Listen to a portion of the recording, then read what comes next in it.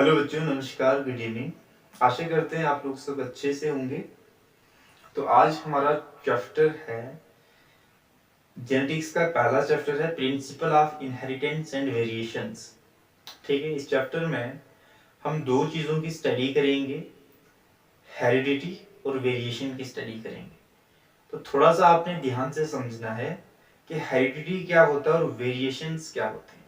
ठीक है, हेरिडिटी का मतलब होता है कि जिस तरीके से पेरेंट्स से कैरेक्टर ऑफस्प्रिंग में ट्रांसमिट हो रहे हैं।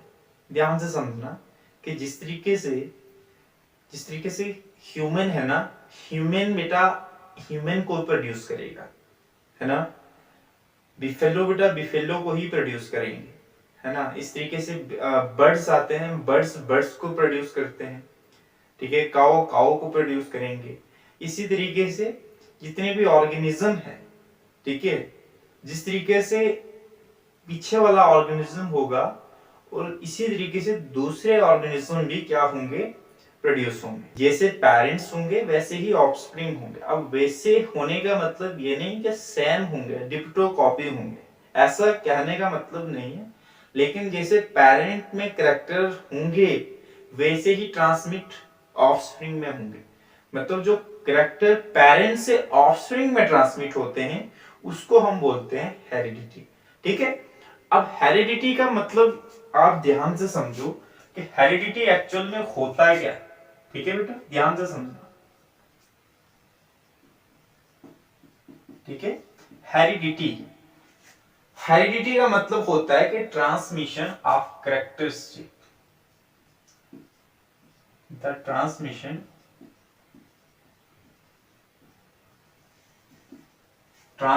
ऑफ कैरेक्टरिस्टिक्स कैरेक्टर्स कह सकते हो, from parents to offspring, from parents to offspring. ठीक है, उसको हम बोलते हैं हेरिडिटी। ठीक है, हेरिडिटी क्या होता है कि जो भी पेरेंट्स के कैरेक्टर ऑफस्प्रिंग में ट्रांसमिट होते हैं उसको हम बोलते हैं हेरिडिटी। जिस तरीके से पेरेंट में क्या होती है, बाजू है, जैसे ह्यूमन के पेरेंट में क्या है, बाजू है, वैसे ही ऑफस्प्रिंग में भी होंगे। आंखें हैं, नाक है, कान है, दो कान है, दो आंखें हैं, है ना, मुंह बोलने के लिए है, नाक है, हाथ है, टांगे हैं। तो ये सारा कुछ बेटा जो भी कैरेक्टर पेरेंट में है वही कैरेक्टर ऑफस्प्रिंग में जा रहे हैं, तो इसी को हम बोलते हैं हेरिडिटी। ठीक है, अब जो कैरेक्टर है वो पेरेंट्स से ऑफस्प्रिंग में जा रहे हैं, वो किस प्रोसेस से जा रहे हैं। ठीक है, वो किस प्रोसेस से कैरेक्टर पेरेंट्स से ऑफस्प्रिंग में जा रहे हैं, तो उस प्रोसेस को हम बोलते हैं इनहेरिटेंस। ठीक है, inheritance the process of transmission. ठीक है, इनहेरिटेंस, ध्यान से समझो, inheritance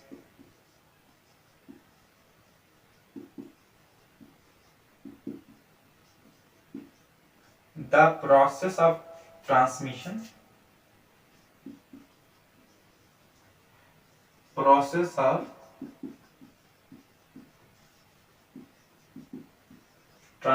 of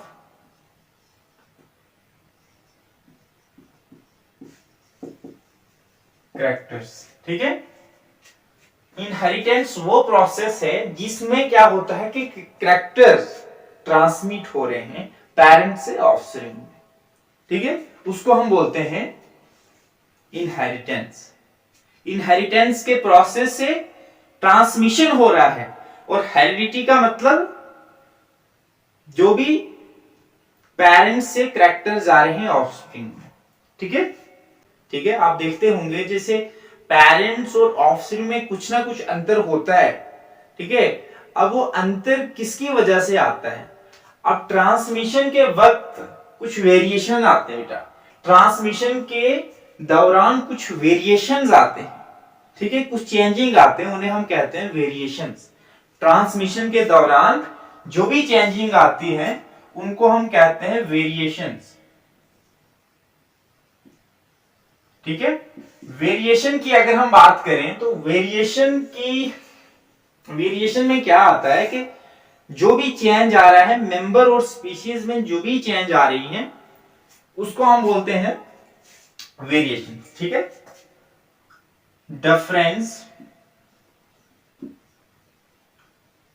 differences between members and species। ठीक है, मेंबर्स और स्पीशीज के बीच में जो भी चेंज आ रहा है, जैसे आपके पेरेंट्स हैं और जिस तरीके से आप हो, आप अपने बिल्कुल पेरेंट की कॉपी नहीं हो, लेकिन कुछ पेरेंट के कैरेक्टर्स आपसे मैच कर रहे होते हैं। ठीक है, तो वो जो चेंजिंग आई होती है उसके बीच में, पेरेंट्स और मेंबर के बीच में जो भी चेंजिंग आई होती है वो किसकी वजह से आई होती है? वेरिएशन की वजह से आई होती है। क्योंकि ट्रांसमिशन के दौरान कुछ बहुत सारे वेरिएशंस आते हैं। ठीक है, और वही वेरिएशन क्या लाते हैं? चेंज क्या लाते हैं। ठीक है, अब इस पूरे जो भी हम स्टडी कर रहे हैं, हेरिडिटी और वेरिएशन की हम स्टडी कर रहे हैं। हेरिडिटी और वेरिएशन को हम अलग से स्टडी करते हैं। ठीक है, एक साइंस की ब्रांच है और वो साइंस की ब्रांच कहलाती है जेनेटिक्स। मतलब साइंस की ब्रांच इनहेरिटेंस, हेरिडिटी और वेरिएशन को डील करती है। मतलब आप ये समझो वो ब्रांच है साइंस की जेनेटिक्स। ठीक है, जेनेटिक्स वो ब्रांच है जो क्या करती है? हेरिडिटी और वेरिएशन को डील करती है। The branch of science, branch of science which deal of the study of heredity and variation। ठीक है, हेरिडिटी और वेरिएशंस को डील करने वाली ब्रांच है और उस ब्रांच का क्या नाम है? जेनेटिक्स। ठीक है, जेनेटिक्स की टर्म, जेनेटिक्स टर्म किसने दी थी? गिवन बाय बेटा बैटसन ने दी थी। बेटा बैटसन ने दी थी। कब दी थी? 1906 में दी थी, 1906 में दी थी। ठीक है, बैटसन ने सिर्फ टर्म दी थी। बैटसन सिर्फ टर्म के लिए जाने जाते हैं। इन्होंने कोई भी लाज नहीं दिए थे, कोई भी एक्सपेरिमेंट नहीं किए थे इस पे, ना ही कोई ऐसे मैकेनिज्म बताए थे। ठीक है, इसीलिए ये सिर्फ टर्म के लिए जाने जाते हैं। फादर ऑफ जेनेटिक्स कौन है? ठीक है, फादर ऑफ जेनेटिक्स बेटा, father of genetics, father of genetics कौन है? Gregor Johann Mendel. Gregor John Mendel. ठीक है, गर्गोर जॉन मेंडल सर कौन है? इसके जेनेटिक्स के फादर हैं। ठीक है, अब मेंडल सर ने इस पे बहुत सारे एक्सपेरिमेंट किए थे। ठीक है, प्रिंसिपल्स दिए थे। ठीक है, इसमें कुछ मैकेनिज्म्स दिए थे। ठीक है, साथ साथ में इन्होंने प्रूव भी किया था कि पेरेंट्स से कैरेक्टर्स ऑफस्प्रिंग में जो ट्रांसमिट होते हैं कैसे होते हैं और जो चेंजिंग होती है कैसे होती है, वो सारा कुछ इन्होंने प्रूव किया था। ठीक है, इसने मेंडल ने वो सारा कुछ प्रूव किया था। अब इस पूरे चैप्टर को हम 3 चीजों में डिफरेंशिएट करेंगे और हमारा चैप्टर मैगअप हो जाएगा बेटा, हमारा चैप्टर समाप्त हो जाएगा। सबसे पहले हम बात करेंगे प्री मेंडेलियन कॉन्सेप्ट की। सबसे पहले हम बात करेंगे प्री मेंडेलियन कॉन्सेप्ट की।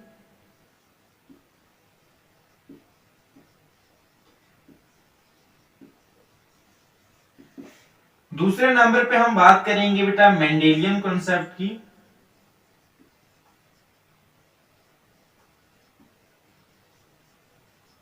और तीसरे नंबर पे हम बात करेंगे पोस्ट मेंडेलियन कॉन्सेप्ट की।